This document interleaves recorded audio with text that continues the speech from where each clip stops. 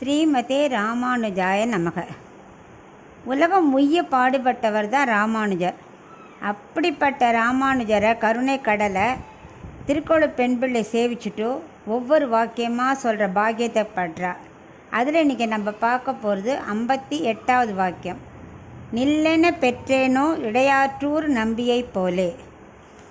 இடையாற்றூர் நம்பி, இடையாற்றூர் ஒரு ஊர் ஸ்ரீரங்கத்துக்கு பக்கத்தில் இருக்குது. அதில் நம்பினா பரிபூர்ணமானவர், ரொம்ப பக்தி உள்ளவர்னு அர்த்தம்.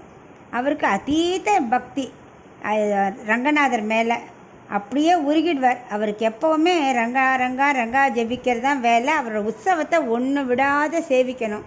அவருக்கு வேலையே உற்சவத்தை சேவிக்கிறது தான். அந்த ஊர்லேருந்து பக்கத்து கிராமத்துலேருந்து வந்துடுவார். ஒவ்வொரு உற்சவத்துக்கும் வந்து ஸ்ரீரங்கத்தில் கேட்கவே வேண்டாம் உற்சவத்துக்கு. ஸோ எல்லா உற்சவத்துக்கும் வந்து வந்து வந்து ரங்கநாதரையே பார்த்து ரசிச்சுட்டே இருப்பார். அந்த அழகை ரசிக்கிறது தான் அவரோட வேலையே. அது எப்போ வந்துடுவார்? ஒவ்வொரு உற்சவத்துக்கும் அங்கூரார்ப்பணம் ஆரம்பிக்கிறச்சியே வந்துடுவார். முதல் நாளே வந்துட்டு எல்லாம் முடிஞ்சு மனசே இல்லாமல் தான் ஊருக்கு கிளம்பி போவார். இப்படி எல்லா வருஷம் வந்துட்டு இருந்தார். அவருக்கு இப்படி வயசாகிடுது, உடம்பெல்லாம் தளர்ந்து போயிடுது. ஒரு தடவை ஸ்ரீரங்கம் உற்சவம் ஆரம்பிச்சிருத்து. அங்கூரார்ப்பண உற்சவம் ஆரம்பித்தாச்சு. ஆனால் இடையாற்றூர் நம்பி வரக்காணும். நம்பெருமாள் எவ்ரி உற்சவத்துலையும் பார்க்குறாரு இல்லையா? ஸோ அவருக்கே ரொம்ப பழக்கமாகிடுத்து இடையாற்றூர் நம்பிவை. என்னடா அது காணுமேன்னு அவரே தேடுறார். அளவுக்கு அந்த அளவுக்கு அவருக்கு இவர் மேலே அபிமானம், இவருக்கு நம்பெருமாள் மேலே அவ்வளோ பக்தி. பக்தன் வராட்டா பெருமாள் தேடத்தானே செய்வார். ஏன்னா எந்த அளவு நம்ம பக்தி வைக்கிறோன்னு அவருக்கு தெரியுமே. ஸோ என்னடா அது தினம் நம்பி வருவாரே வரலையே அப்படின்னு பார்த்தார். அன்றைக்கி அப்படி 3 நாள் முடிஞ்சு போச்சு. 3ஆவது நாள் இப்படி அவருக்கு ரொம்ப முடியல நம்பிக்கு. ஆனாலும் இந்த போகாமல் இருக்கக்கூடாதுன்னு தள்ளாடி தள்ளாடி கிளம்பிட்டார். கிளம்பி ஸ்ரீரங்கம் வந்தாச்சு. வந்த உடனே உற்சவத்தில் இடையாற்றூர் நம்பியை பார்த்த உடனே நம்பெருமாளுக்கே ரொம்ப சந்தோஷம் முகத்தில். இவர் அதுக்கு மேலே ஆனந்த கண்ணீர் பொங்க ரங்கா ரங்கான்னு உருகிறார். அவரோட நடை அழகு என்ன, அது அப்படியே அவரோட அழகு ஒவ்வொன்றா வர்ணிக்கிறார். அப்படியே பார்த்து ரசிக்கிறார். அவரோட அலங்காரங்கள் எல்லாத்தையும் பார்த்து ரசிக்கிறார்.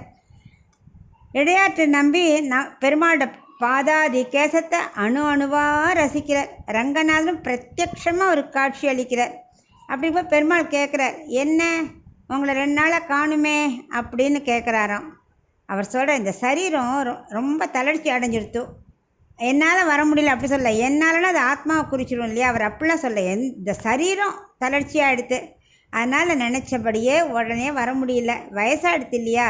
இப்படியே 3 நாள் முடிஞ்சு போயிடுத்து. எப்படியும் வராமல் இருக்கக்கூடாதுன்னு கஷ்டப்பட்டு வந்துட்டேன். பட் இனிமேல் வர முடியுமோ என்னமோ அப்படின்னு அவர் பாவம் அப்படியே கண்ணீர் மல்க புலம்புறார். அப்படியே துக்கம் தொண்டையை அடைக்கிறது. ரங்கநாதருக்கே கண்ணில் ஜலம் வந்துடுத்து. என்ன இவருக்கு அவ்வளோ பக்தியாச்சே, அவருக்கு இவர் மேலே அவ்வளோ அபிமானமாச்சே. ஸோ அவருக்கும் கண்ணை கலங்கிடுத்து. உடனே அவர் கேட்குறார் ரங்கநாதர், சரி உமக்கு என்ன வேணும் அப்படின்னு கேட்குறார். அவர் சொல்கிறார், எனக்கு என்ன வேணும், உங்ககிட்ட உங்கள் சன்னதியில் இப்படியே இருந்துன்னு இருந்தால் போதும், எனக்கு வேறு என்ன வேணும், எனக்கு சாப்பாடு எல்லாமே உற்சவம் தானே உங்களுக்கு தெரியுமே, எனக்கு வேறு எதுவும் வேண்டாம் அப்படின்னு அவர் சொல்கிறார். உடனே நம்பெருமாள் சொல்கிறார், ரங்கா அப்போ நீ இங்கேயே இருக்கேங்கிறியா அப்படிங்கிறார். உடனே அந்த பாக்கியம் எனக்கு கிடைச்சா போருமே, வேறு என்ன வேணும் அப்படின்னு இவரும் சொல்கிறார், நம்பியும் சொல்கிறார். அப்போ நீ இங்கே இருந்துரும் அவ்வளவுதானே, நில் அப்படிங்கிற. அவ்வளோ நில் என்றேனும் சொன்னார் இல்லையா? நில் அப்படிங்கிற. அப்போ எத்தனை மீனிங் அந்த நில்லில் பாருங்க. அதாவது போக்கு வரத்து ரெண்டும் வேண்டாமா. போக்கு வரவுன்னா அர்த்தம் ஜென்மம் முடிஞ்சு போகிறது, திரும்பி அடுத்த ஜென்மா, அது ரெண்டுமே வேண்டாமே. இங்கேயே நில், இப்படியே இந்த ஜென்மா முடிச்சுடலாங்கிற உள் மீனிங்கோடு அவர் சொல்கிறாராம். உனக்கு இனிமேல் பிறப்பிறப்பு இல்லை, நில் என்றேனோ அவ்வளோதான், நில் சொல்லியாச்சு, உனக்கு அது போரும் இல்லையா அப்படிங்கிறார். இவருக்கு அப்படியே ரொம்ப சந்தோஷம். இதைத்தான் இந்த திருக்கோளூர் பெண் பிள்ளை சொல்கிறா. அப்படி நில்லுன்னு பெற்றாரே இடையாற்றூர் நம்பி, அந்த பாக்கியம் அப்படின்னா எவ்வளவுக்கு நம்பெருமாளுக்கு இவர் மேல் அபிமானம் இருக்கணும், இவருக்கு எவ்வளோ பக்தி இருக்கணும் அப்படின்னு அந்த பொண்ணு புலம்புறா. அவர் அப்புறம் என்னாச்சு, உற்சவம் முடிஞ்சு பெருமாள் சொல்லிவிட்டு கிளம்புறார். அவர் கிளம்பி அந்த பக்கம் போனார், இந்த பக்கம் சரீரத்தை விட்டுட்டார். அப்படியே பெருமாளோட ஐக்கியமாயிட்டார். அந்த அளவுக்கு பக்தி இடையாற்று நம்பிக்கை. இதைத்தான் இந்த பெண் பிள்ளை புலம்புறா, அந்த மாதிரி பக்தி எனக்கு இல்லையே. அப்படி இருந்தால் வைத்தமானதி பெருமாள் சொல்ல மாட்டாரா? நில் சொல்லியிருக்க மாட்டாரா? சொல்லலையே. நான் ஊரை விட்டு போகிறேன்னா அப்போ எனக்கு பக்தி இல்லையே அப்படின்னு. ஏன்னா நான் அறிவிலி. அந்த பக்தி இருந்து இந்த ஊர்லேயே இருந்து பெருமாள்கிட்ட பக்தியை செலுத்தணும் அப்படின்லாம் எனக்கு தோணவே இல்லையே அப்படின்னு அந்த பொண்ணு புலம்புறா. இதைத்தான் இந்த திருக்கோளூர் பெண் பிள்ளைகிட்ட நம்ம தெரிஞ்சுக்கணும். பக்திங்கிறது அவளுக்கு எல்லாம் தெரிஞ்சிருக்கு. ஆனால் நமக்காக சொல்கிற உண்மையான பக்தி எப்படி இருக்கணும்னா பெருமாளுக்கே புரியணும். நம்ம தான் உள் மனசில் உட்காந்துருக்காரு அந்தராமியா, அவருக்கு தெரியும் நம்ம எப்படி பக்தி செலுத்துகிறோன்னு. ஸோ உண்மையான பக்தி இருந்தால் வேறு என்ன பாக்கியம் வேணும்? பெருமாளே சொல்ல மாட்டாரோ, நில் என்றேனோ இடையாற்றூர் நம்பியை போலன்னு சொல்ல மாட்டாரோ? அந்த பக்தி எல்லாருக்கும் வேணுங்கிறது நம்ம இந்த வாக்கியத்துலேயும் தெரிஞ்சுக்கணும்.